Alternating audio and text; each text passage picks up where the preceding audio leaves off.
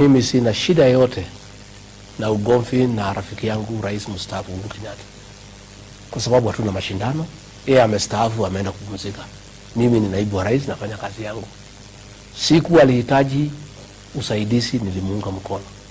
Mimi nimeunga Rais Uhuru Kenyatta mkono mwaka wa kutoka tu saa ile wengine hamtaka yeye. Mimi nilikuwa na yeye.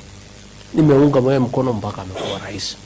Tumekuja hapo baadaye kupata tofauti za kisiasa. Uchaguzi uliisha, tukashinda project yake, yeye mwenyewe akakuja akatukabidhi uongozi na mambo ikaisha. Ile tu watu wanafikiria tuko na ugomvi ni kusema zile shida tulikuta za uongozi yake, lakini pia lazima tujieleze. Kwa sababu sasa mkiniuliza kwa nini barabara haijengwi, lazima niambie nyinyi serikali yake ilikopa pesa. Hiyo si ugomvi, sio kumkosea heshima. Ile tu ningetaka kumuomba kwa heshima kama kiongozi wetu, kwa sababu yeye ni mzee wetu na tumheshimu. Na niseme hakuna mtu wako na shida na yeye. Serikali ya William Ruto imempatia ile kila kitu ambayo inatakana kisheria. Ako na askari ya kutosha ya kumlinda. Akienda ng'ambo anapatiwa ndege ya kijeshi. Akienda kwa VIP lodge anapatiwa heshima yake. Mamake mzazi tumemwangalia. Hata juu ya hayo, rais wetu amempatia kazi ya kimataifa kwenda kuwakilisha Kenya, mambo ya DRC, mambo ya nchi za ng'ambo. Ile tu ningemuomba tu ni achunge heshima yake. Yeye amestaafu. Hii maneno ya kurudi kwa siasa, kupanda juu ya lori, haitakikani kwa kiwango hiyo. Anairudisha chini. Hii kwenda kurudisha chama ya Jubilee kusema yeye ndiye ataongoza, sasa ametolewa na mama. Sasa heshima yake inaenda chini. Sasa huyu Sabina Chege amemtoa rais kwa kiti. Sasa unaona anatoka pahali tulimweka ameleta chini. Tena pia lazima ajue akiendelea na siasa atajibiwa. Unajua shida ni hiyo, atajibiwa kwa sababu ukiingia kwa kiwanja ya siasa, hii kiwanja ya siasa haina sheria na haina undugu na haina urafiki. Kama angekaa kwake hakuna mtu angemuuliza, lakini akishatoa kichwa wanaume na wamama wanamngoja. Niseme umeniuliza vile tunalete kuunganisha watu.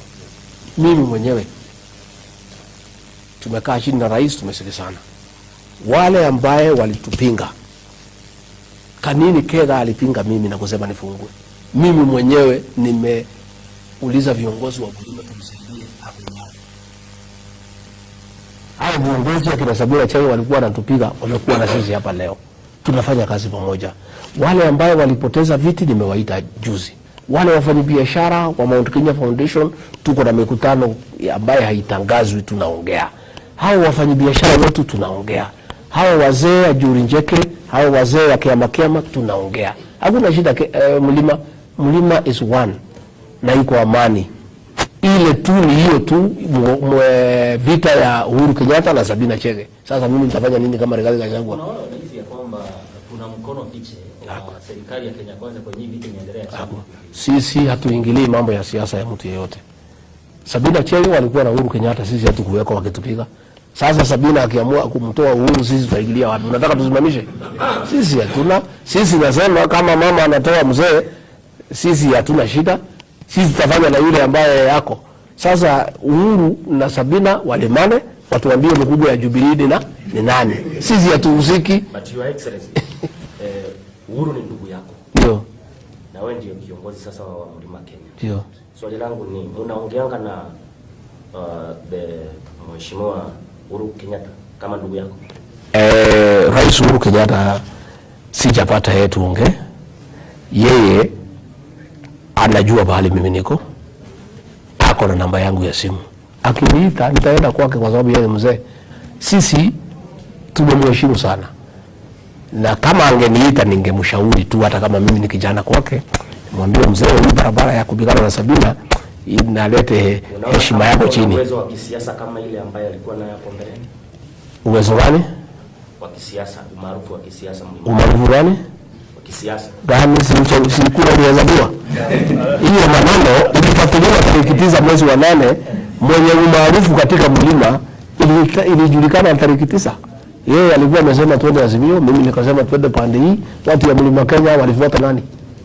Mimi nauliza walifuata nani? Sasa hii maarufu naongea ni gani? Hiyo ni maneno imeisha. Tena kama umestaafu. Sasa ni maarufu gani? Ni nini alikuwa akitafuta, kwa sababu yeye amefanya kama rais miaka 10, ameenda nyumbani kupumzika. Sasa hakuna mashindano. Huyu ni rais ambaye mambo yake. Huyu ni naibu wa rais, anang'ang'ana kusaidia watu ya mlima na watu ya Kenya, kusaidia William Ruto kuendelea mbele. Mimi sijui ni maarufu gani unaongea juu yake.